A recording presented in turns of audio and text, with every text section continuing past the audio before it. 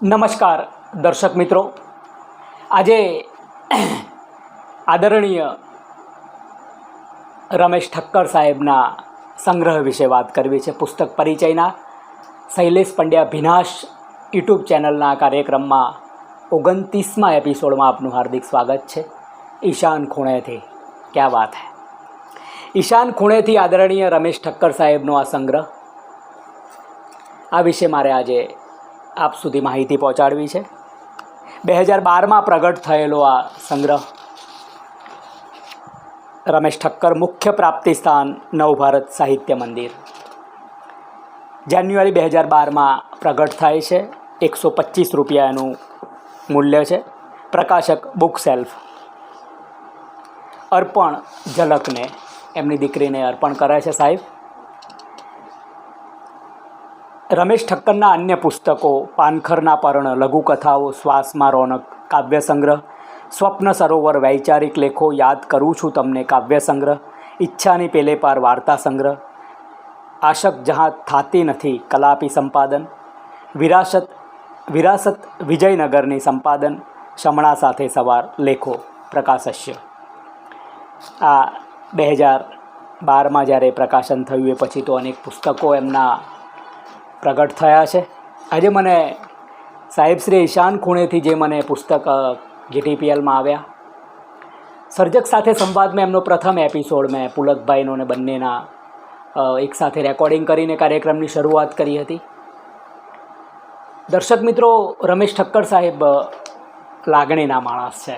મહીસાગરમાં અધિક કલેક્ટર પદે ખાસો સમય એમણે કામ કર્યું ને ત્યાં મહીસાગરના કવિઓને ત્યાંનો શબ્દ ઉગાડવામાં એમની ખાસી જહેમત.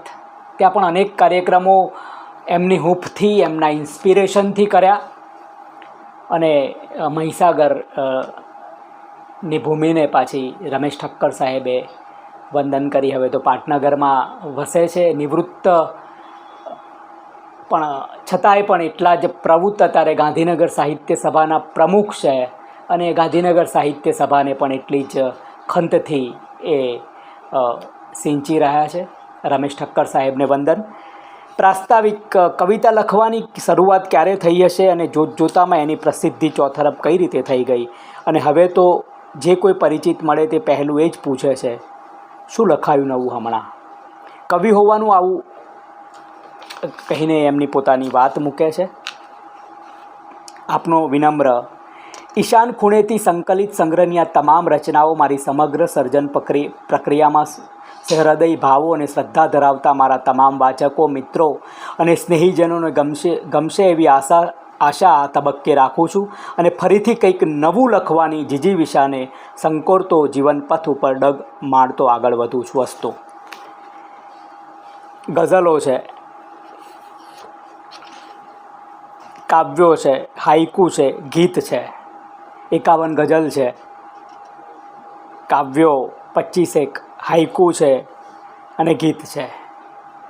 પ્રથમ ગઝલ આપના માટે.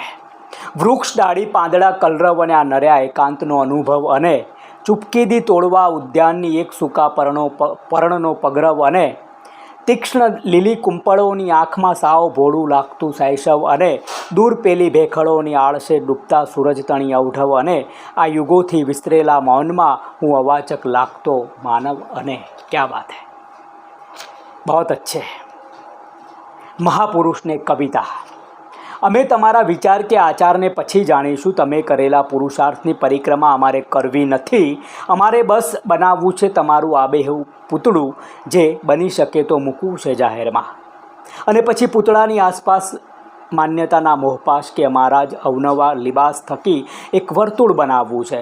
તાકાત છે કોઈની પૂતળાની નજીક કોઈ આવી શકે.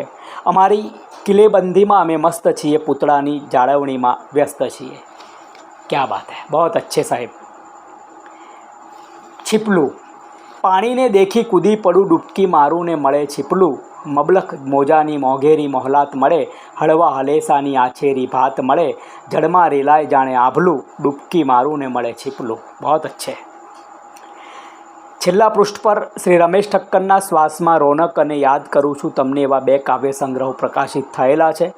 ગઝલ, ગીત, મુક્તક, હાઇકુ કે અછાંદસ તમામ પ્રકારનું પદ્ય તેમની કૃતિઓમાં જોવા મળે છે. તદુપરાંત ગદ્યમાં નવલિકા, લઘુકથા, વિચારપ્રેરક લેખોમાં પણ પુસ્તકો થયા છે. આમ ગદ્ય અને પદ્યમાં બંનેમાં તેમની કલમ મૌલિક રીતે ચાલે છે. बहुत अच्छे आदरणीय रमेश ठक्कर साहेब ने खूब खूब अभिनंदन साहेब. અને આપે જે સંગ્રહનું પૃષ્ઠ જે વાળ્યું છે એ ગઝલનો મારે એક શેર સંભળાવવો છે. સ્પર્શનો અહેસાસ છું, એક ભીનો ચાસ છું, શું મને પૂછીશ તું, સાવ પર્દાફાશ છું. ક્યાં બાત હે. રમેશ ઠક્કર સાહેબને અભિનંદન. પુસ્તક પરિચયના આજના આ કાર્યક્રમમાં આપણે ઈશાન ખૂણેથીનો પરિચય કર્યો છે. નમસ્કાર.